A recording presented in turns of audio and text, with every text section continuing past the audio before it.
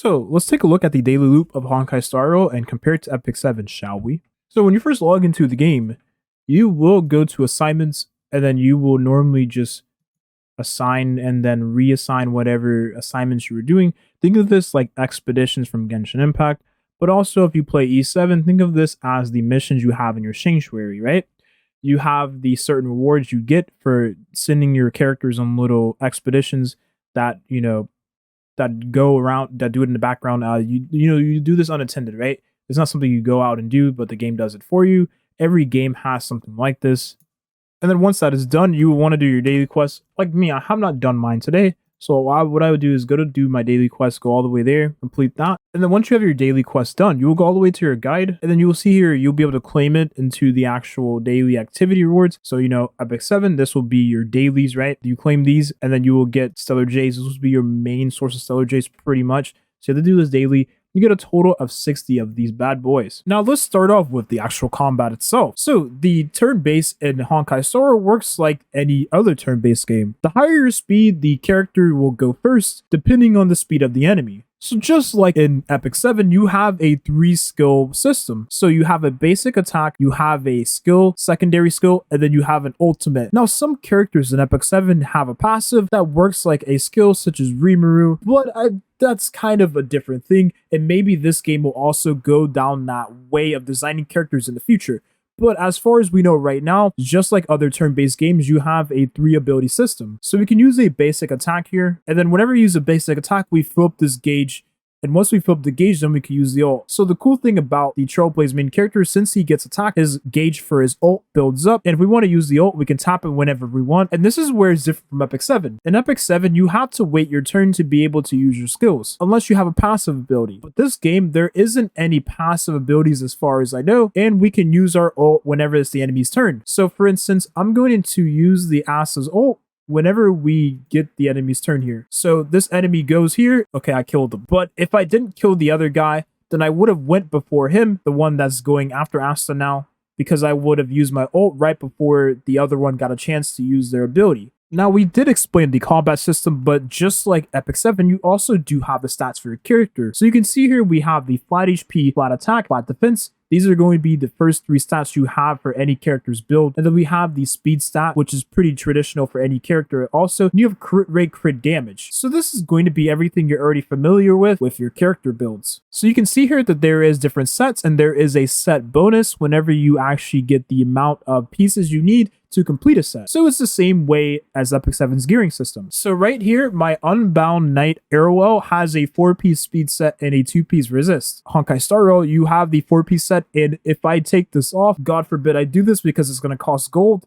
then the 4-piece set will go away. Now I'm going to equip it back because I'm an idiot and I shouldn't have did that, and now I can't find the piece of gear. Is this one cool? And now I have the 4-piece set complete just like you would in Honkai Star Rail. So you have a 4-piece and a 2-piece, or you can mix up and have a 2-piece, 2-piece, 2-piece, and that's the same in Honkai Star Rail. These are all the same stats as in Honkai Star Rail as well. The only difference is that there is no dual attack. There is also light cones in this game, but think of it as an artifact from E7. You equip this on your character, assuming that they are a part of that class, and then you get the passive effect. For Asta here, this is a damage boost to everyone as the same type of her. So this for Asta is a damage boost to all allies that is the same damage type as her. And light cones are the same as artifacts in E7. You equip this on your character and you get the passive effect, assuming that they are a part of the specific class. I can't use any other artifact on Arrowell, if she's not of that class. It's literally the same exact thing. You have the HP attack.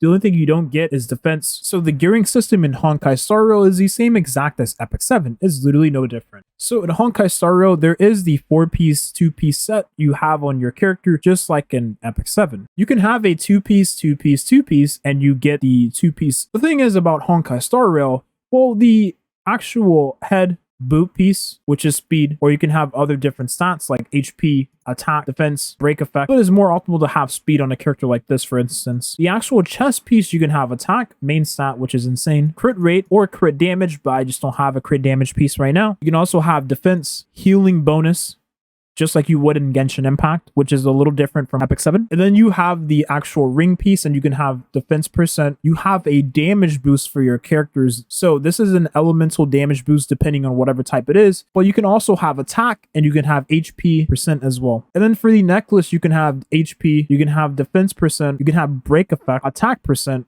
There should be effect hit rate and effect resist as well. So you can see here that the effect hit rate, which is effectiveness from Epic 7, and the effect resistance is like effective resistance in Epic 7 as well. So the character traces in this game I thought was really interesting. It's a constellation-based system for awakening your character and unlocking extra stats, damage increase on your ability, so a skill enhancement, more damage bonus, which is also more stats added, and actual extra passive. So on my Lionheart Surmia, we have the stats increase as well that you get from actually awakening your character, which is the same thing as traces in Honkai Star Rail. You also do have the passive bonus you get for abilities added whenever you do awaken to 3-star, but you get passive added effects in Honkai Star Rail as well. Now, I did explain this before, but the actual light cone system is basically artifacts in E7. You equip an artifact or light cone onto your character, and you get a passive added effect for your character, and you also get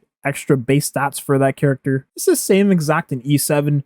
I get a passive bonus for my character, and I also get base stats increase as well. So I got the HP attack here, and I got a crit damage increase and a damage decrease suffered from critical hits from my Lionheart Surmia. The only difference is that, well, there is a constellation Eidolon system they call in this game, but it's literally constellations from Genshin Impact. Whenever you get another character, you increase the character's kind of limit break, and you get extra added effects depending on the constellation. For the first one, you get Asa skill additional hit, which is pretty massive whenever you're fighting single target enemies that are weak to fire. You have more shield break potential with this Eidolon, but it's kind of the same in E7. So E7 also benefits from a dupe system, but you only get added stats to your character. So for Lionheart Surmia, I have 2 dupes of her, so all I got was a critical hit chance increase, which is great for whales, but free-to-play isn't really looking to do this too often. And lastly, these exclusive equipments from E7, yeah, these things don't exist in Honkai Star Rail. Now, in Honkai Star Rail, there is a class system. They call it the paths, pretty much.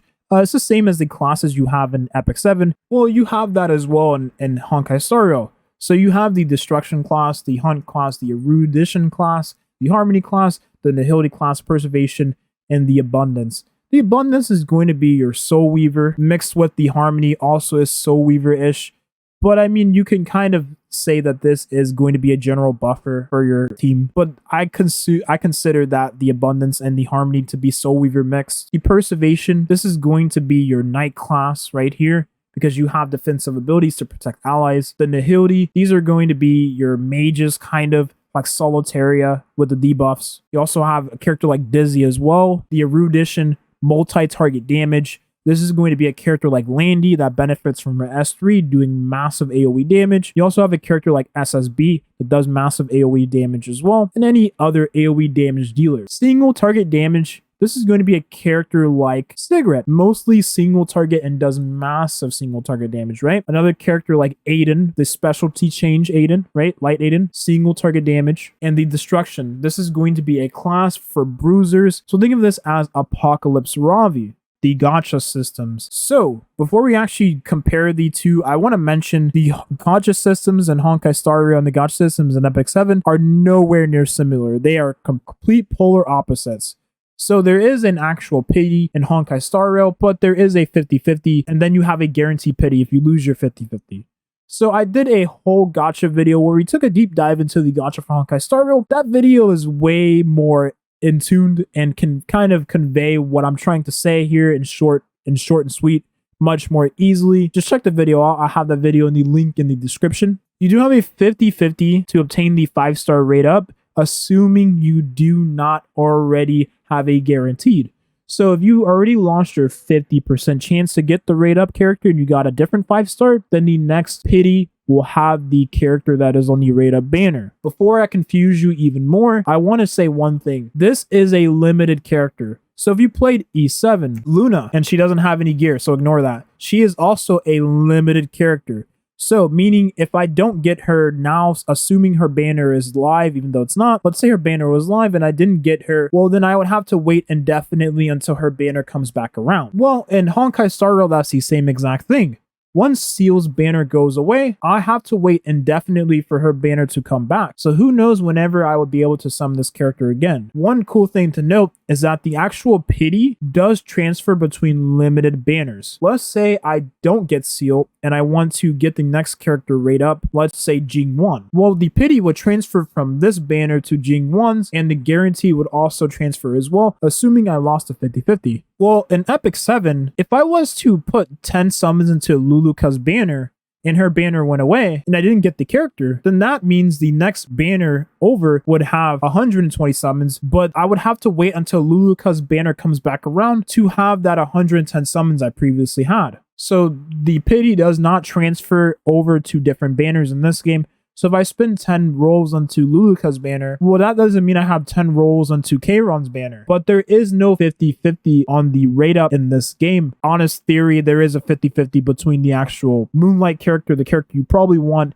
and an actual 5-star character, the character you probably don't want. So while we're on the topic of Moonlight characters, there is no light and dark characters in Honkai Star Rail. There is Quantum and Imaginary, but that's considered RGB. There is no decreased rate to get the character in the summons, so that's why I don't consider it to be light and dark. Because as you all know in Epic 7, well, the chances of getting Briar Witch Izaria versus the chances of getting, you know, a 5-star RGB character, well, I'm going to have a lower chance of getting this character, as you can see, a 0.625% chance versus getting Luluka, that would be a 1% chance. Also, to note in Honkai Star Rail, there is a light cone banner, so you can summon for artifacts separately from the banner for characters. Now, this is something that I think you all will find interesting if you played Epic 7. To get the actual artifact from the gacha, I would have to roll through and hope that I get the gacha out of all these other. Whereas in Honkai Star Rail, well, the characters and the actual artifacts are two separate banners.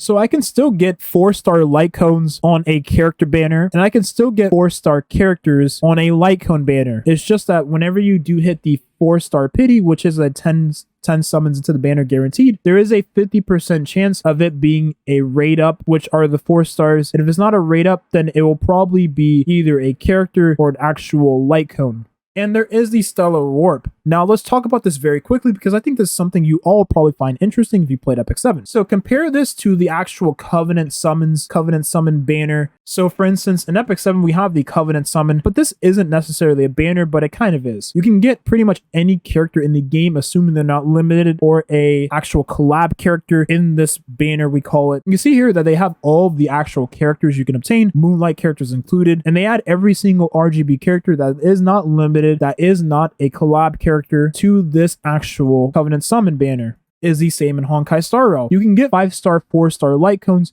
you can get 5-star, 4-star characters, and every single 5-star that is not limited will be added to this banner, but most of the time you probably will only be seeing limited characters on this banner. The reason why I say that is because Genshin Impact added some characters to the actual permanent banner, but that was super late into the actual game cycle. You can obtain the 5-star light cones, as I said before, and there is no Moonlight characters, so you can't get those on this banner. You can only get the RGB 5-star characters that are present on this banner. You can also only get the 5-star light cones that are also present in this banner. So I cannot get Seal's light cone because this is considered a limited. Now the cool thing is in Honkai Star Rail, you can actually buy light cones from the shop, which they didn't do this in Genshin Impact, so I thought I would mention this. You can also buy these types of artifacts. So if I want to get Seal's light cone and I want to buy it with currency that I saved up from the gacha, well, you can't use that currency to buy her light cone weapon, whatever you want to call it. You can only buy the weapons of the characters that are permanently on the actual permanent banner. And just like in Honkai Star Rail, you can actually buy light cones or artifacts from the shop using a certain currency you get from, you know, getting rid of your artifacts. You salvage them, you delete them from your account, and you get this in return. And you could buy a light cone or artifact from the shop to equip on your character. And this goes for limited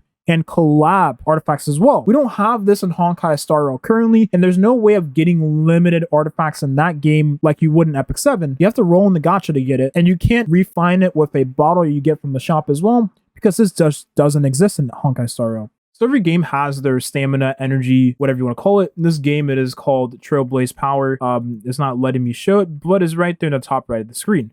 So I can go to any domain and use it. I can go farm artifacts. I can go farm other artifacts in the simulated universe, which I think is what most people will do anyway. So if you go all the way here to simulated universe, you can start it and you'll actually be able to use your resin or your energy source in the simulated universe and claim artifacts, and also complete the weekly missions at the same time. So there's a weekly milestone for Simulated Universe, and this does scale with equilibrium rewards. So equilibrium level, excuse me. So since my level is level 2, I don't get too many rewards, but this does go higher, and this will also be the source of in-game as well.